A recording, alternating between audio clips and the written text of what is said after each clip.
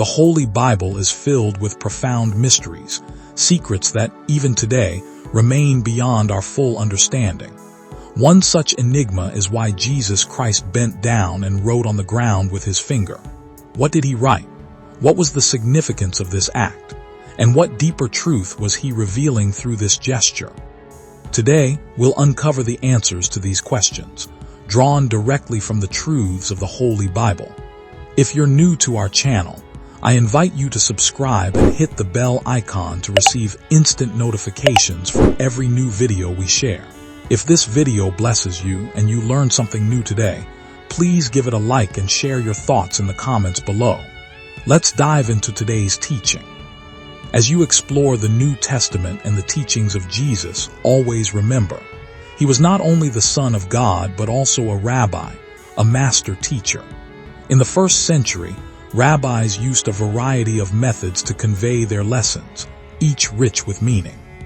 In Jesus Christ's teachings, we often encounter methods unfamiliar to us today.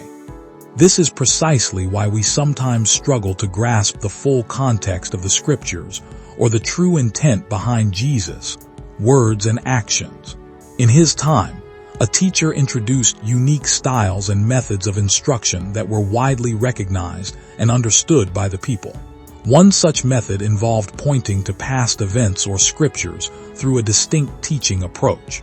We see this approach woven throughout Jesus Christ's teachings, often used to draw connections to the Old Testament. Allow me to share a verse with you now. As soon as you hear this verse, pause and write your response in the comments. This exercise will help you engage with the teaching method firsthand. The Lord is my shepherd. In the comments, tell us which book this comes from. If you know it, your mind will immediately turn to the Old Testament. You've likely already thought of it. Those familiar with the scriptures know this is from Psalm 23. The Lord is my shepherd. This verse points to something that came before. Jesus frequently used this method in his teachings, and our lack of familiarity with these methods often hinders our full understanding of his message. It's critical to study the 7th chapter of the Gospel of John, as it lays a strong foundation and helps us systematically understand the events that follow. The context of this chapter reveals vital clues that allow us to better comprehend the 8th chapter, especially the incident involving the woman. I encourage you to mentally review John chapter 7. If you're unfamiliar with it, let me share a few key details. Let's talk about the Feast of Tabernacles. This Jewish festival was a week-long celebration held in September or October, marking the end of the harvest season. During this feast, people lived in tents and offered a water libation, a symbolic ritual with profound significance.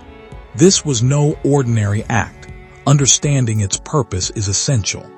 Each day, large vessels of water were poured out in the temple, symbolizing a future time when, upon the Messiah's arrival, water would flow from the temple to the entire earth.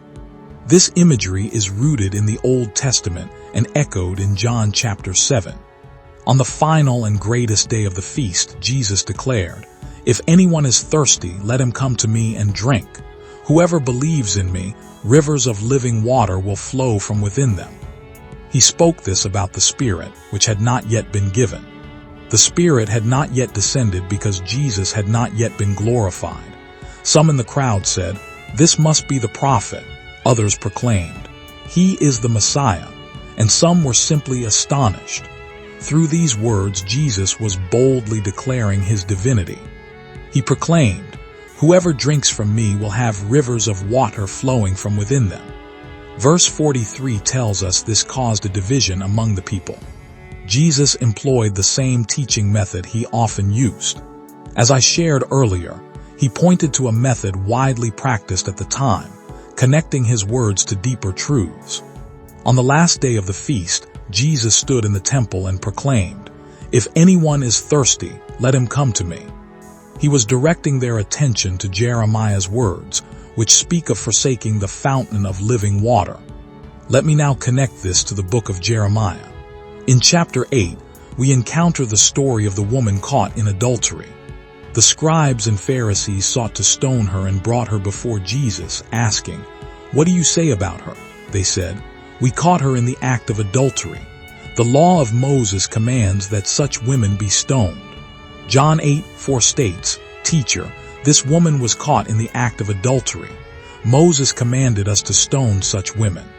This was their first error, as the law of Moses mandates that both the man and woman be stoned. Their second mistake was bringing only the woman and not the man, despite his equal guilt. This was intentional. To trap Jesus, they manipulated the law and omitted the man. Verse 6 reveals they brought her to accuse her and to find grounds to accuse Jesus. Two critical points emerge here. First, if Jesus had said to release her, they would have called him a false prophet for breaking the law.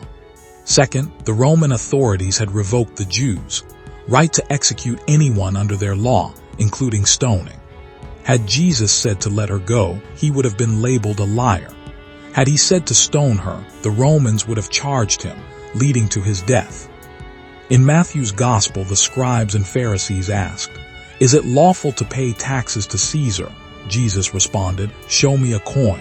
Whose image is on it? If it's Caesar, give to Caesar what is Caesar, and to God what is God's." This tax was obligatory for all, and the question was designed to ensnare Jesus. Consider these 4 points. First, water. Second, the rejection of Jesus. Third, shamming the woman. Fourth, writing on the ground. These 4 elements point to a profound truth we've often overlooked. Jeremiah chapter 17 speaks of rejecting the God of Israel and the shame that follows. Let's look at verse 13. "O Lord, the hope of Israel, all who forsake you will be put to shame. Those who turn away from you will be written in the dust because they have forsaken the Lord, the fountain of living water." This opens a powerful new perspective. On the final day of the Feast of Tabernacles, Jesus stood and proclaimed, "I am the living water." He reminded them that the fountain of living water had been rejected. The English Bible translates it, "Those who turn away from you will be written in the dust." Jesus echoed Jeremiah's words, pointing to the rejection of the fountain and the names written in the dust. This is a significant prophecy. The 4 points, water, the rejection of Jesus, shamming the woman, and writing in the dust, tie together this profound truth. Jesus clearly addressed the rejection of the living water. This was followed by the rejection of Jesus and the shamming of the woman. Yet, by writing on the ground, Jesus turned the shame back on her accusers, and they departed. The law also calls for justice and mercy. Few realize that the law is not solely about punishment. It also teaches love and mercy. The law was given so that people might seek God's mercy. A path was provided for sinners, fulfilled through animal sacrifices. After Jesus, the sacrificial system ended as he offered atonement for all, once and for all. The scribes and Pharisees clung to the law's literal words, missing its true meaning.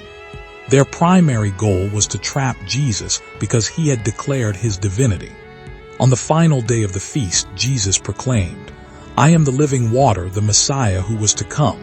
In John 8:7-11, we see him begin to write on the ground. From the eldest to the youngest, the accusers left, leaving Jesus alone. What he wrote on the ground was, in essence, the temple's register, listing the elders' names first, followed by the younger ones. This list was known as the Sanhedrin, encompassing all its members. Jesus wrote their names one by one. John records, "From the eldest to the youngest they left." Behind this lies a deeper story and profound insight. Jesus bent down twice and wrote on the ground with his finger, ensuring those shamming the woman would understand. Both instances pointed to the law of Moses, revealing who wrote the law, Jesus himself. Exodus 31:18 tells us God gave Moses the 10 Commandments, written by the finger of God. By writing on the ground, Jesus showed that he is God. The purpose of these commandments was not to condemn, but to guide and save, protecting people from sin. Jesus revealed the true meaning of the law, calling people to remain in God's presence. The story of the woman caught in adultery unveils Jesus Christ's divinity. Here, he appeared as the God of Moses and Jeremiah. Elohim Yahweh came to earth as a man, and we know him as Jesus. Through his actions and teachings, he proved his divinity. Through miracles, teachings, and every deed, Jesus revealed his divinity to the Israelites. The God of Moses, Abraham, and Jeremiah came to earth. Jesus, parables and principles affirm that he is the Son of God. This is why Jesus Christ was crucified. There was no other reason. If this video has blessed you and you've gained new insight, please like it, share your thoughts in the comments, and share it with friends, family, and others so more people can encounter this truth. May God bless you abundantly.